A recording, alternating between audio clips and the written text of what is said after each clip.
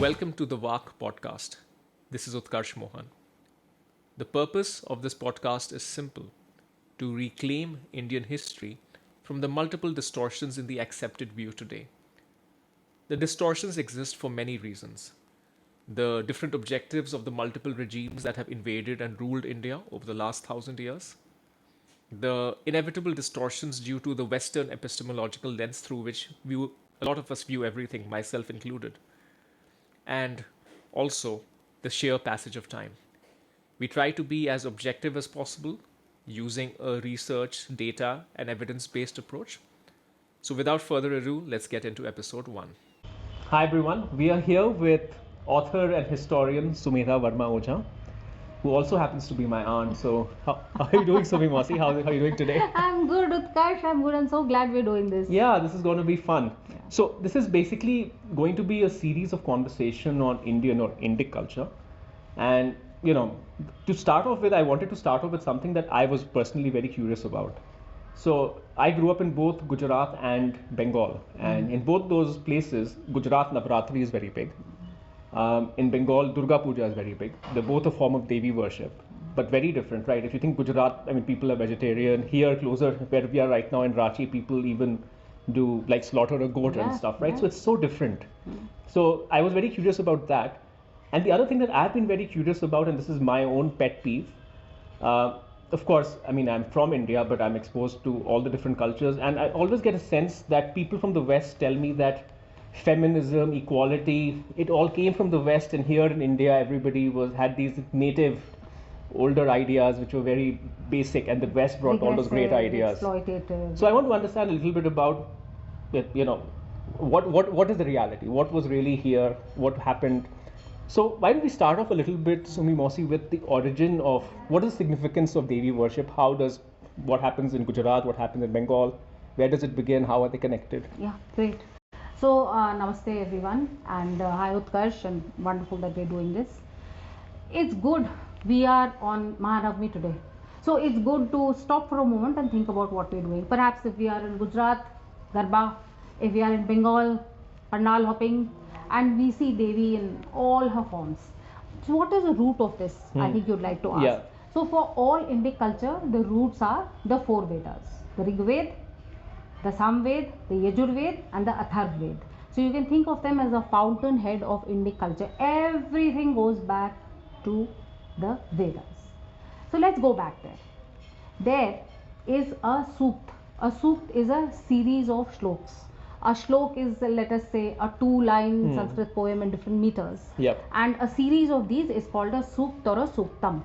So there is a Devi suktam, or which is also called Vak Suktam. This is in the Veda. This is in the Rig Veda. Rig Veda. Yeah. Okay. It is in book 10 of the Rig Veda. Okay. Yeah. And it is called Vak Suktam or Devi Suktam.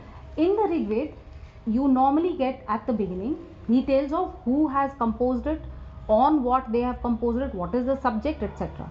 So who has composed this? So this is a young woman, a rishi called Vak Ambrini. Who is she? She is the daughter, the rishi Ambrin has a daughter who is herself a rishi and has a vision of the cosmos as feminine.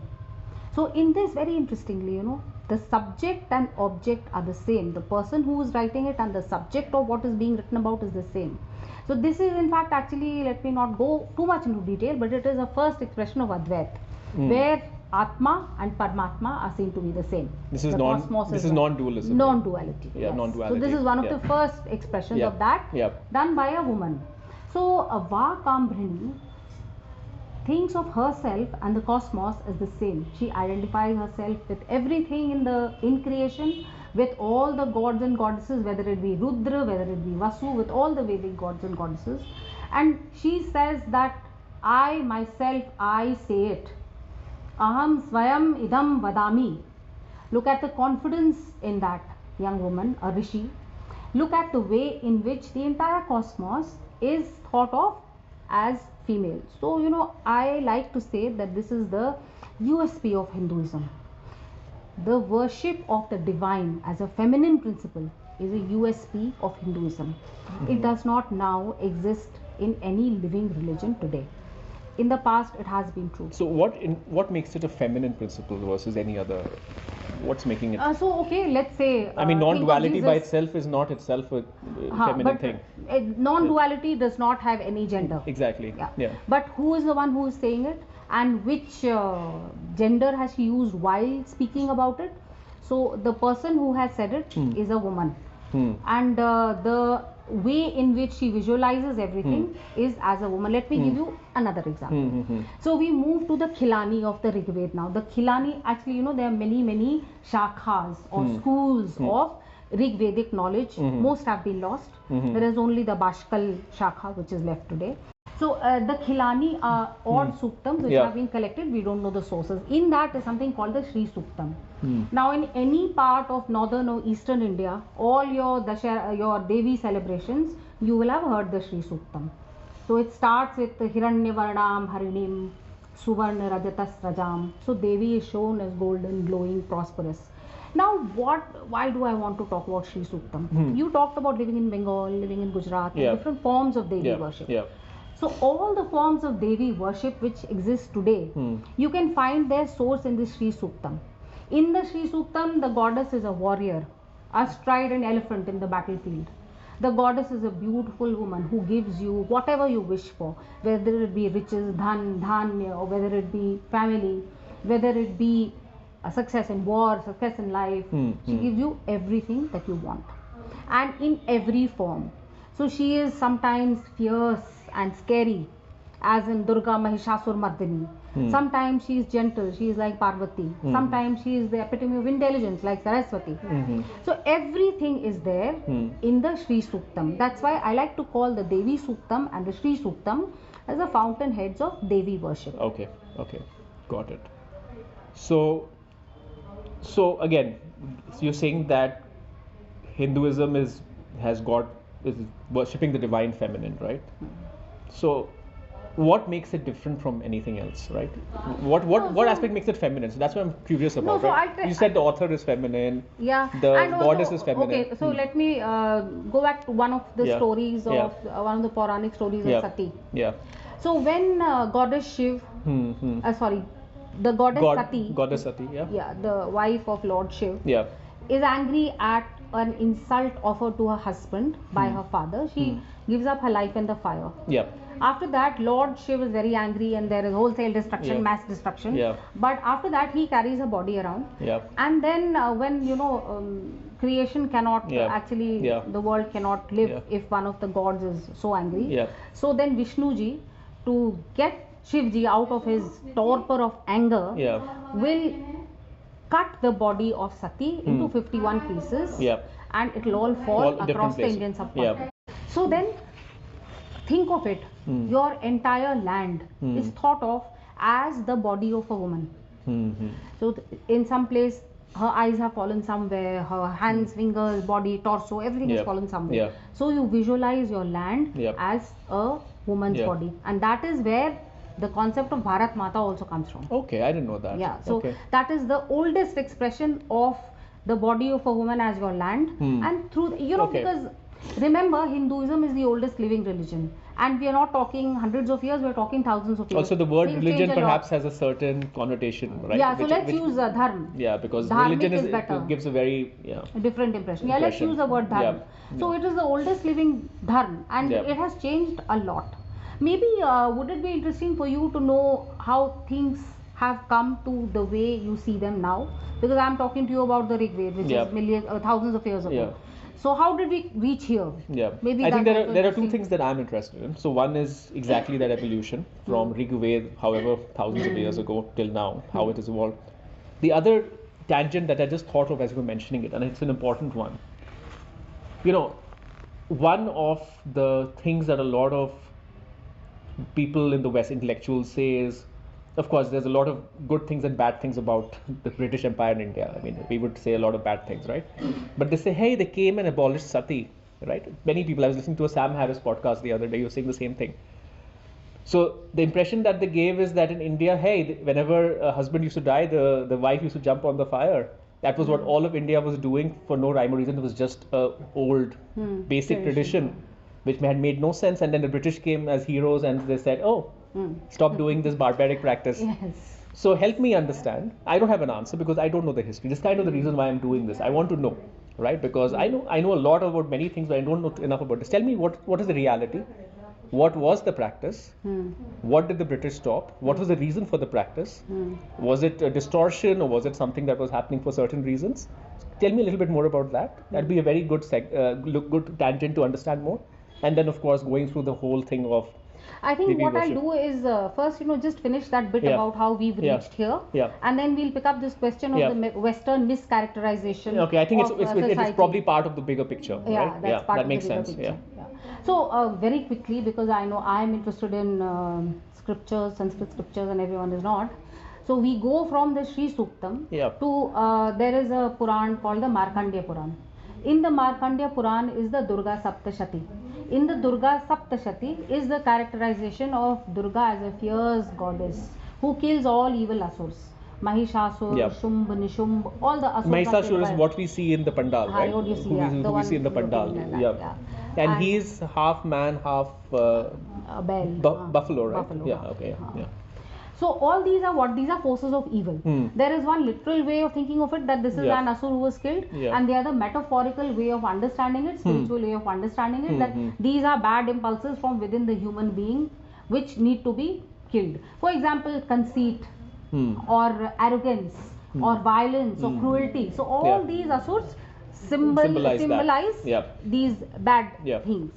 So in the Durga Saptashati there is that is, I would say, when Durga Mata as a fierce goddess was actually characterized. And I must tell you this, that we have picturizations of Durga from the 1st century, 2nd century before the Common Era. Okay. And also some figurines from the Harappan civilization have been found, in which there is a goddess with weapons as her headdress. Okay. Ayudh. So that is a Devi with Ayudh, and she can also be a kind of proto-Durga of Harappan times. Okay. But anyway, that's in a different part of... That's just, giving you the continuity.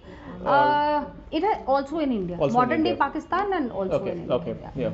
So going on, in the Durga Saptashati, you have a crystallization. Then you go on to...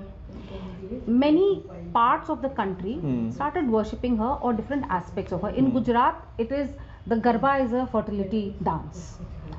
So, I didn't know that. So there is a Kumbh, which is, or a Ghada kind of thing, which is put right in the center. That's right. And there is a pole. Yeah. And women and men dance around it. Correct. So that's a kind of fertility I didn't dance. know that. Okay. So there is a very kind and gracious and very fruitful aspect of Devi, which is worshipped there. In the East is a Shakta tradition, where you worship the fierce goddess.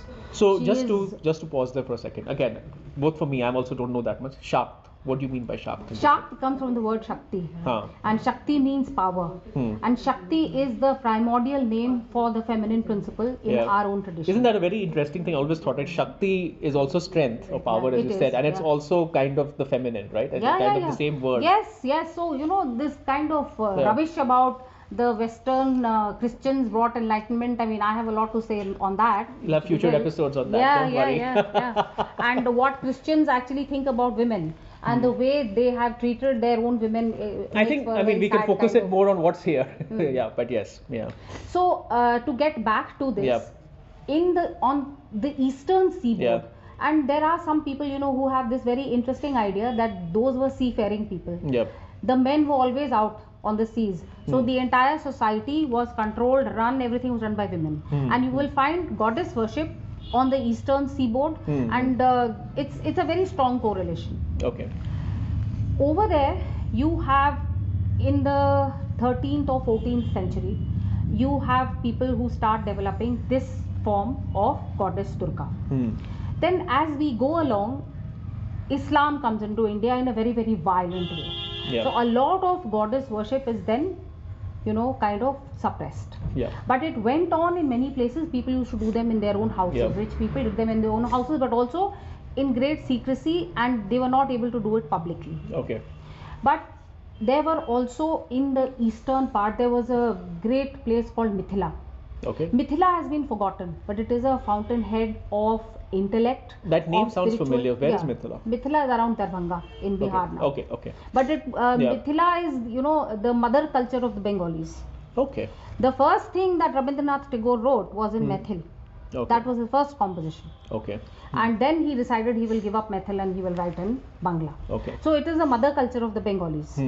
So a lot of the Mithila kings did a lot of, they had works written on Devi, how the rituals are to be practiced, what is to be done, how is Devi is to be characterized. Okay. A very famous person is Raghunandan Bhatt of the 15th century. And a lot of what you see in Bengal today comes from Raghunandan Bhatt. Okay. So so you see the Shakti tradition, and because you asked about Gujarat, there you have a much more gracious and smiling goddess. And so it is, in the northeast, in Assam, then you have Kamakhya Devi. Yes. So that is yet another way. In sum and substance, although in 5 minutes I cannot tell you all of it, of course, there are diverse myriad forms of Devi worship across the country, all done in different ways.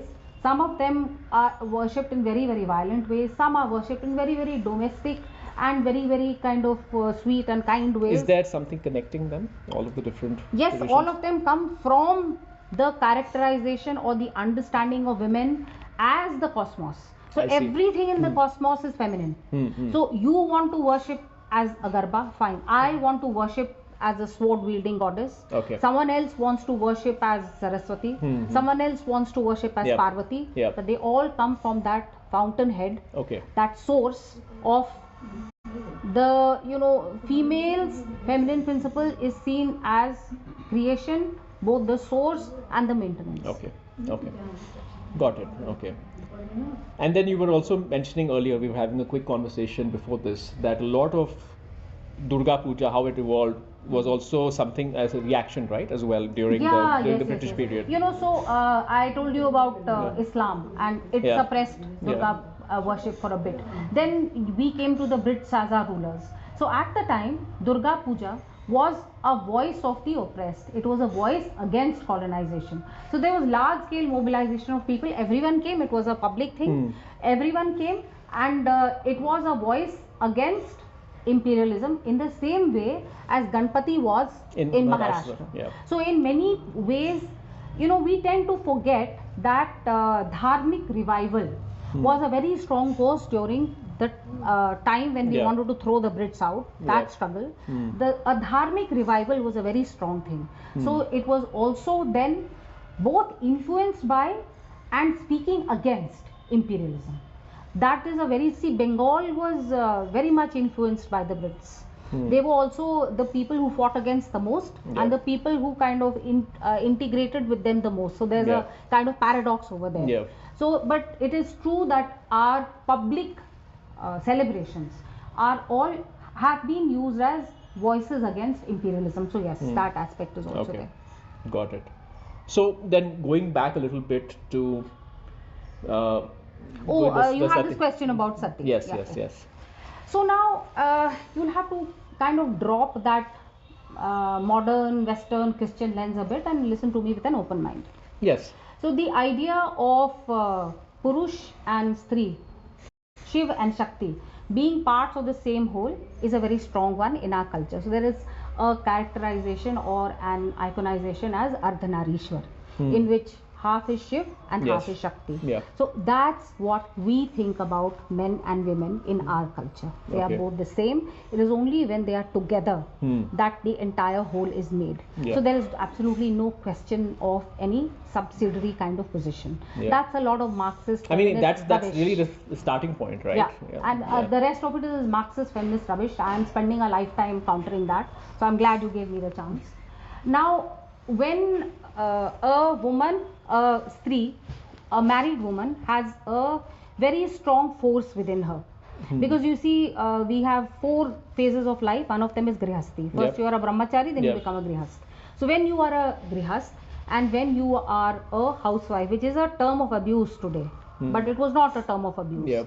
So when you were the Griha Patni and you did your work, your duties well, you were as powerful as any Rishi. So you had a lot of spirituality within. Now, in some cases, when the husband of a lady died, she decided to harness that. See, for us, the ultimate is moksha, which is to join with Paramatma. So some women used to decide to become spiritually one with Paramatma. So Sati is not about mundane things like life and property, etc. It's not about mundane things like that. It's about spirituality. Now, how prevalent was this practice? Not at all. The lies that you see have been made up by the British, and you will ask why. Because there was a very strong missionary push to convert Hindus, and it was very good used as a tool to blacken Hindu society. So these figures have been greatly exaggerated. If you want to read the details and the numbers, there's an excellent book called Sati by Meenakshi Jain. It will give you all the details. Now, Sati was not widespread. It was not like, anybody whose husband died, she jumped into the fire. No. If you go back to the Rig Veda and you read what happened after somebody's husband died. So then the wife would say that no, I can't live anymore. This is a ritual. I have to leave this life. Then all her family would hold her and say, no, come back to life. Come back and live your life. That was how things were formulated. But there's a twist in this tale. So when the British came in, they changed inheritance laws, and they changed inheritance laws in such a way that it impacted property relations and devolution of property to the next generation. When that happened and certain kind of vices crept in, there was a lot of forced sati done by people who wanted property for themselves.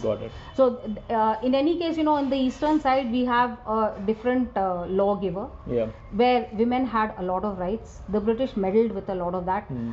Have another conversation exactly on this because it's not very easy to understand. The short point being that there was some interference with property practices which gave a short-term kind of impetus to this in the 18th and 19th century. Even after that, it was not widespread at all. So it's a lie. It's a big fat lie. And read Meenakshi Jain Sati if you want to know. So that's helpful. So I mean, my takeaway from this is the accepted belief. Maybe not so much over here, but a lot amongst folks who just have taken a very preliminary look at Indian history is that the widespread practice in India in the 18th and 19th century was when a man dies, the woman jumps after him, often forced. Reality is that to begin with, it is not forced at all. It is a very small practice. It is looking at life not through the lens of just materialistic gain, but through spirituality. And that's a whole different thing, right? Whether what's correct or that's and just it was rarest of rare cases because any woman who wanted to did not have that kind of spiritual depth to be able to do it. So it was only women who were very, very spiritual and anyway elevated who could do this kind of thing. Correct. And even if they wanted to do it a lot, often they were discouraged from doing it. Not discouraged, stopped, right? Exactly. So then I see the 2 or 3 things that happened is one, the tiny practice was portrayed as something much larger for the sake of conversions, yes. Secondly, laws were changed with obviously you'll have bad actors in any system. It's not to say, right? Of course. Nobody's saying that one set of people is good, one is bad. You'll have bad actors in India, of course. So those bad actors used this particular practice, and then once that happened, was like a self-fulfilling fire. And actually it was not even a fire. I must reiterate that the figures will show you, and I wish I had them at my tips, but I don't, that it was not widespread. It was never that large. And the large numbers that you see, they have actually been made up by the British administration. So this is one of those convenient, easy facts to say that, hey, this is what we did, and this is the reason why we took this primitive society into the industrial age or whatever. No, it's good. I mean, it's good to have a database. So it's good. I'm happy to know that someone has done the research, looked at the numbers. And I will again recommend that book by Meenakshi Jain, Sati. Okay. Read that book. Absolutely. Okay, so I think this has been very, very instructive for me. I think just to end with, perhaps you could tell us more about the specific form or the aspect of Devi worship here where we are right now. So in Bihar, right? So it's different. I mean, Navratri is famous. Durga Puja is famous. What is it here? I'm curious because I should know, right? I'm from here. So what is so here, we also have a very, very important and very old Devi Sthan, which is called Rajrappa. Okay. And that Devi, I mean, over there, the Devi cuts off her own head. Now this is something, you know, which I'd like to do another podcast with you about. You the can give us a bit of the symbolism of this. Yeah. Because there are very famous iconographic figures of the Devi cutting off her own head, and there's a lot of blood coming out, and 4 of her attendants are feeding on that blood. So you can imagine that when you are feeling astonished and perhaps disgusted, you can imagine the reaction of non-Indic people to this. But there's a very deep meaning to this. Also, Utkarsh, there are some things which are in the public and you know, kind of normal domain, and there are some things which are more esoteric. So today for us everything is at our fingertips, whether esoteric, whether simple. We look at everything, we perhaps don't understand it, because that knowledge is of no use to us. For example, tantric practices, they are a different set of practices altogether. They are of no use to you and me, because we do not practice tantra. However, little bits of it will be found anywhere and everywhere. So to come back to Ranchi, Ranchi is heavily influenced by Bengal. So we have the puja of Durga Ji, and for Bengalis, Saptami, Ashtami and Navami are very important, and on Dashmi they have the Visarjan. And in this we have the buffalo headed demon which is killed by Durga. So she kills Mahishasur. So she's called Mahishasur Mardani. And please don't be taken in by all that rot that Mahishasur was some indigenous king and then Durga came. The good thing is I'm not even aware of that rot. Yeah, anybody who's aware, please, it's a load of rubbish. Okay, just don't read it or don't listen to it. So that is the Durga here, and here we often goats are sacrificed, buffaloes were sacrificed. That practice is there even today. So for some people it is unpalatable to have buffalo sacrifice or goat sacrifice for Devi, but that is the way Devi is worshipped here. So here it is a fierce aspect of Devi which is worshipped. And of course there's a lot of fun, you know, and gaiety and puja and music and beautiful representations of art. I personally think Bengal is the most artistic place in India. So the representations of Devi made in Bengal are in a class of their own. Good. So this was good. I mean, it's a good primer. I can think of at least 3 or 4 tangents that we will need to go on. Yeah, definitely. I think we'll do this again. But yeah, thanks. This was fun. And tell us how you liked it, and if you have any questions, tell us. We can, you know, address those questions in it's not a one-way conversation, right? Yeah. Exactly. We can take all the questions as well. Namaste. Namaste. Till next time.